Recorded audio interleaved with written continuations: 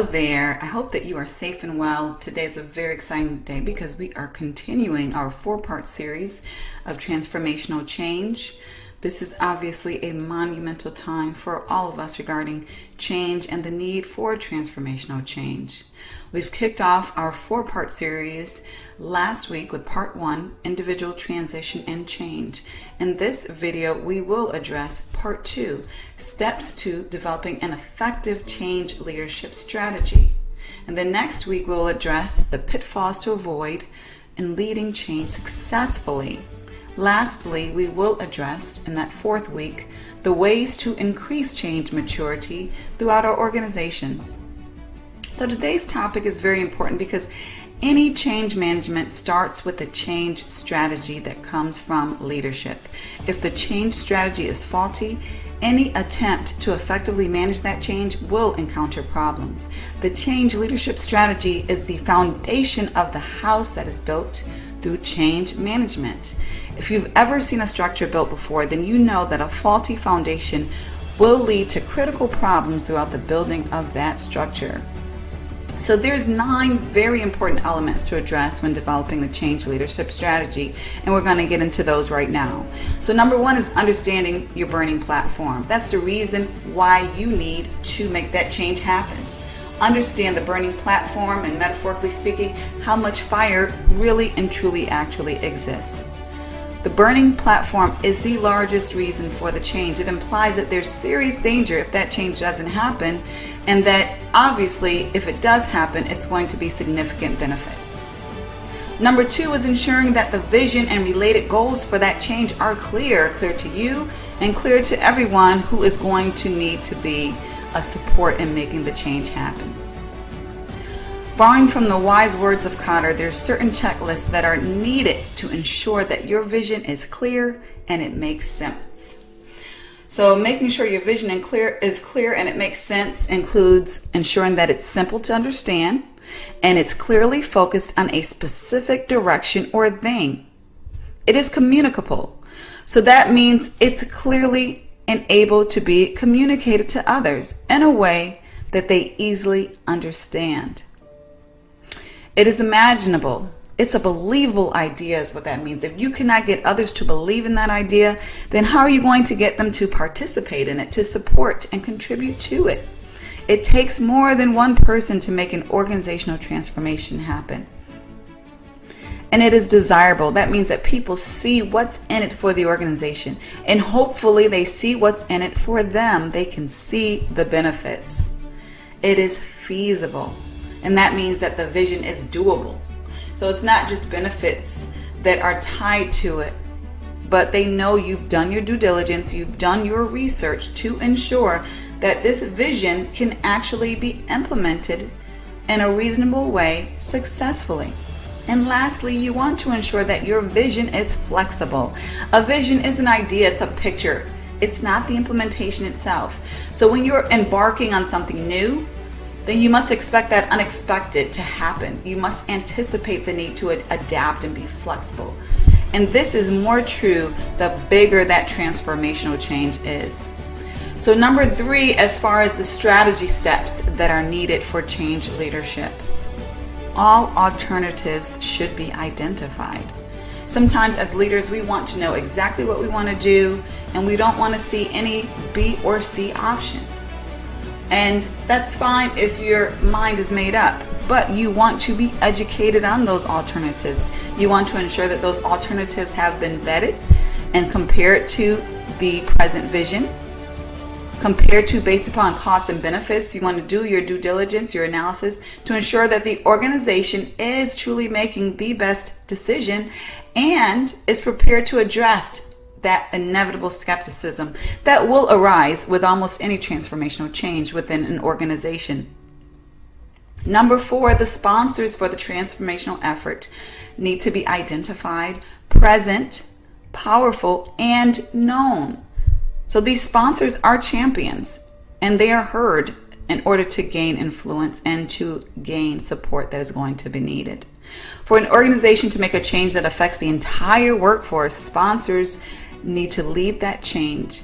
Those sponsors need to be well respected, have authority within the organization. Such important authority often includes positioning authority, like a COO, for example, financial authority, like a CFO, or a leader with a significant P&L to support. In this sense, the people respect different elements of authority, and that will help to gain the support that is needed, especially from SMEs throughout the organization, and to buy the right resources that will be needed. The presence of the right sponsors in a change effort can and often will make or break the success of a change.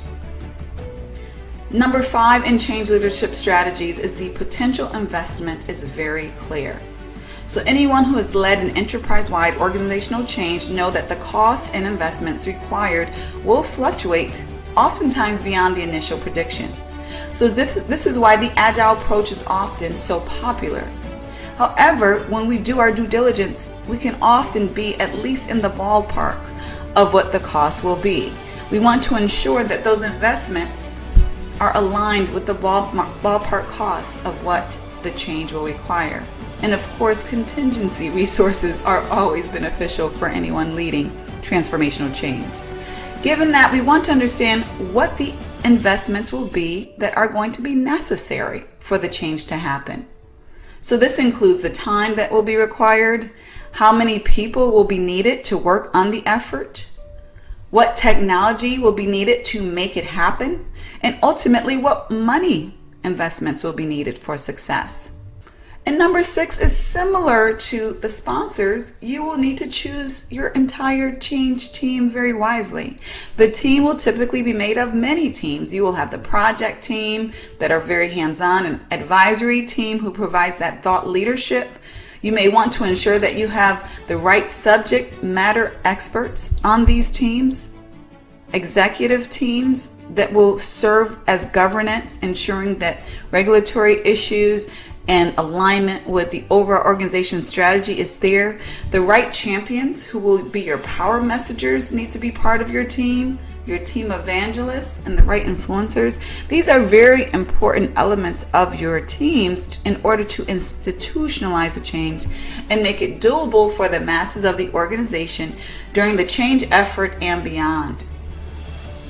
Number 7 in change leadership strategy is you want to ensure that your organization chooses the change approach that is right for your organization. The change approach should honor the values of your organization, not go against them. Does the organization make decisions on a consensus basis or a top-down basis? Does the organization operate in a highly centralized or decentralized manner? Does leadership keep information close to the chest, or is it more transparent regarding why things are done and what is being done? Does the organization trust the people with the information up front, or do they typically snowball efforts little by little? Regardless of what is deemed right or wrong, you are going to need to ensure that you're going with the grain of the organization and not against it, unless going against the grain is part of an overall cultural transformation in itself.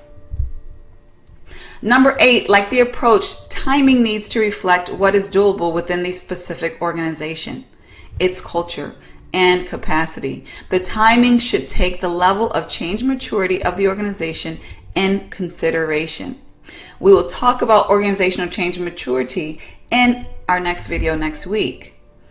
Right now, you want to consider if the change will be incremental or radical. Now, obviously, less change mature organizations may need more incremental change instead of all at once. You want to decide whether the transformational change is going to be immediately implemented or at a later time. Is this a transformation that needs to be sold for a couple of years before it's accepted, or immediately starting to roll out? Is it going to be rolled out very slow or very fast? Again, the change maturity should inform these decisions. Is the timing going to be flexible and adapt to organizational changes, or inflexible and timelines held regardless of what happens? Some organizations think this way. It's a very difficult way to operate, but this is the cultural values of some organizations. Finally, what will be the tolerance for individual transitioning? How much patience will be given for individuals to adapt attitudes and or new capabilities that will be needed for this transformational direction? These are timing approaches that you want to have clear in your change leadership strategy.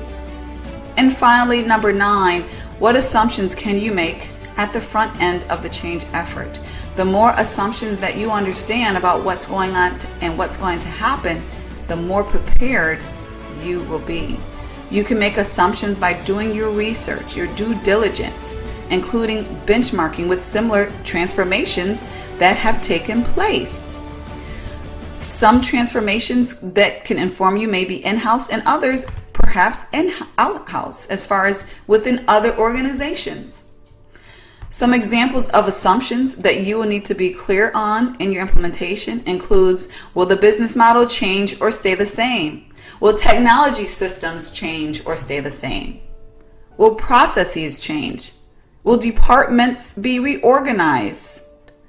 Will you need to augment your workforce?